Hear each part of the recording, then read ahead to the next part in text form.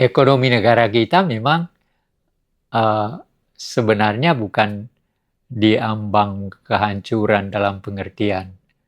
Begini, ada berbagai faktor yang menyebabkan proses yang seperti saya katakan tadi, ya, korupsi. Sekarang ada perang. Pengaruhnya gimana terhadap kita? Ya, coba bayangkan harga minyak sekarang sudah di atas $100. Lalu tertinggi dan akan terus berkembang, saya kira. Beberapa negara sudah melakukan tindakan-tindakan seperti Filipina, Vietnam, dan segala macam pemerintah-pemerintah tertentu. Nah, kita masih terus mengatakan optimis bahwa 20 hari kita tidak akan kehabisan minyak. Ya mungkin iya, tapi setelah itu apa? Kan itu. Ya, tapi kita lihatlah kebijakan pemerintah yang akan dilakukan oleh Bahlil di bawah perintah Presiden kita sekarang. Itu. Jadi, mau atau tidak, kita pasti kena dampak dari itu. Gimana ya kita mau berkata apa dengan kenyataan diri kita seperti itu? Ya, yang sebenarnya yang harus diperhatikan betul sekarang adalah di samping itu ada data nggak yang jelas masih berapa banyak orang miskin. Memang BPS pernah mengatakan bahwa kita masih punya orang miskin sebanyak 27 juta dulu. Tapi saya waktu itu membaca itu, saya bilang, ini saya tidak percaya. Berdasarkan perjalanan saya ke berbagai tempat dan sebagainya, saya kira orang miskin di Indonesia pasti masih jauh lebih tinggi dari apa yang dikatakan oleh BPS. Gitu. Dan ada usaha itu, tapi juga sudah mendapat kritik yang tajam. Misalnya MBG. Tadi malam itu ada seorang ekonom bertengkar di TV ini, di iNews kalau tidak salah. Itu bertengkar persoalan ada seorang ekonom, lupa namanya, Perry siapa gitu, dan katanya dia berteman dengan Menteri Keuangan. Nah, dia kritik, dia katakan sejak awal dia menentang MBG. Ferry Latuhihit. Nah, itu mengatakan begini, ya sejak awal saya sudah kritik MBG. Bagaimana mau melakukan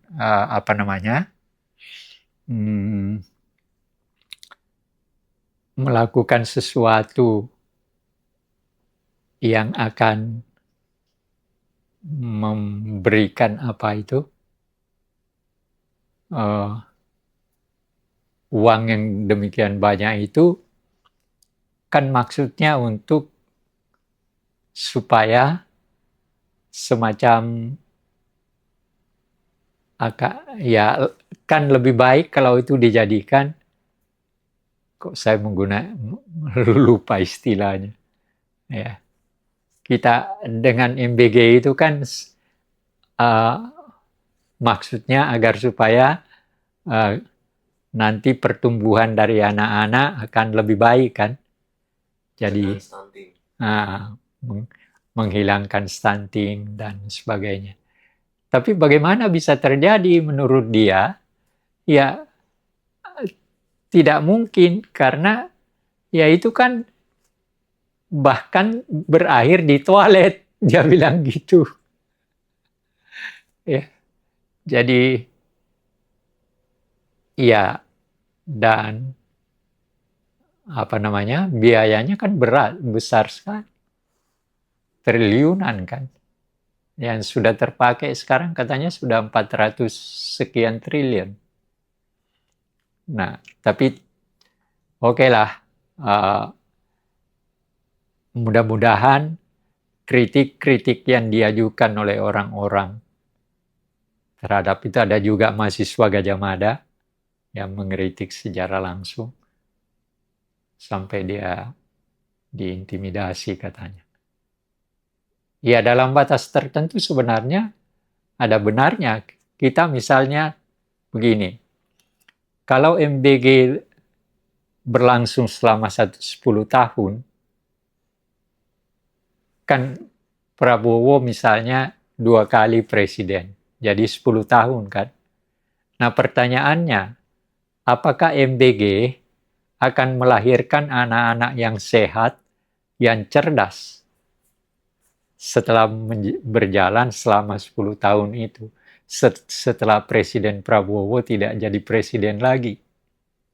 Kan itu pertanyaan yang harus dijawab juga. Sampai seberapa jauh ahli gizi memberikan prediksi seperti ini bahwa MBG yang dijalankan sekarang itu akan pada waktu 10 tahun yang akan datang, gizi anak-anak yang diberikan MBG itu akan lebih baik dan dia akan lebih cerdas. Kan itu yang dituju. Nah, itu yang dikatakan oleh Pak Ferry, ini apa? Kita mau memberikan ini tapi berakhir di toilet. Itu. Jadi, iya, dengan kondisi-kondisi ekonomi kita yang masih banyak sekali kemiskinan, kemelaratan, kemarin kita juga sudah bahas tentang yang labu siam dan lain-lain. Sedangkan para elit-elit juga masih banyak nih yang melakukan korupsi ini. Iya, enggak. Yang sebenarnya, oh ya, ada satu hal yang harus sebenarnya harus saya mau katakan, saya minta kepada Presiden, tolong kemewahan dari pejabat diakhiri. Seperti yang terjadi di Kalimantan Selatan.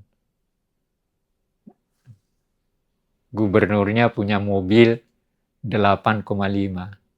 Seharusnya ada standar tertentu bahwa pejabat itu tidak boleh memiliki kendaraan yang harganya sebanyak itu. Ya Anda bisa bayangkan sekaya apapun. Ya saya tahu Kalimantan Timur itu termasuk yang kaya. Tapi apakah dengan Kalimantan Timur yang kaya lalu gubernurnya melihat orang-orang Dayak yang masih miskin, orang-orang yang segala macam itu, gubernurnya naik mobil yang semewah itu? Harusnya ada standar tertentu. Ya. Daripada kehidupan pejabat. Seperti yang pernah saya dengar begini, waktu istana di Kalimantan Timur, IKN, lalu saya kebetulan dengar di TV, siapa menteri orang Batak ini, Luhut datang ke sana, dia melihat rumah untuk menteri, dia katakan rumahnya ini kurang besar, dianggap kecil. Lah, saya pikir ini gimana sih? Memang rumah menteri itu selalu harus mewah. Iya kan? Jadi ada pengertian-pengertian yang salah. Dalam posisi seorang pejabat harus mempunyai ini, mempunyai ini, mempunyai itu. Untuk itu saja, coba sekarang menteri kita itu gajinya 185 juta. Kalau itu dikaitkan dengan untuk kepentingan rakyat itu jangankan mimpi untuk mendapat 1 juta. 1 juta aja susahnya bukan main, mereka cari kan. Sebagian besar dari kita. Lalu rumahnya segala macam mewah, kendaraannya. Ya saya minta agar supaya akhirilah dalam kenyataan hidup kita. Walaupun kita selalu mengatakan bahwa kita kaya, kita segala macam, tapi nah yang lucu itu kan Gubernur Kalimantan Timur mengatakan dia naik mobil itu untuk kepentingan marwah. Marwah itu kan kaitannya dengan masa kita memiliki sebagai gubernur lalu marwah dari Kalimantan Timur harus kita turunkan, kita tidak pertahankan dengan dan simbol daripada marwah itu adalah mobil yang semahal itu. Nah, jadi ada pengertian-pengertian yang salah dalam hal tertentu di dalam menerjemahkan bagaimana seharusnya seorang pejabat mempunyai apa, dan sebagainya. Gitu. Jadi apa ya? Kita nih harus gimana nih? Karena kita diambang apalagi ada perang, penurunan ekonomi, belum lagi memang secara garis besar sebelum adanya perang pun ekonomi kita tuh rakyat-rakyat tuh masih banyak yang miskin. Ya sekarang mendekati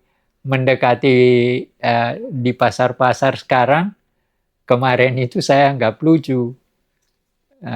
Menteri Keuangan ke pusat perdagangan itu di Jakarta. Dia datang ke sana dan dia melihat bahwa masih ramai orang datang ke sana dan itu dianggap sebagai sesuatu yang baik. Ya, itu kan yang dia lihat di situ. Tapi ke tempat lain kan belum tentu. Bayangkan harga cabai sekarang berapa banyak? Tiap hari naik. Kalau nggak salah tadi saya dengar 150 kalau nggak salah per kilogram. Ya, jadi ya sebenarnya yang harus ada kebijakan tertentu yang justru kembali kepada pelayan-pelayan rakyat ini. Yang harus sadar bahwa dia tidak boleh lebih dari ini. Jadi ada kesadaran personlik bahwa saya duduk di sini dan saya punya hak hanya sampai di sini. Tidak boleh menyebabkan rakyat saya justru mengalami hal seperti contohnya itu yang kemarin Labusium 2 kan.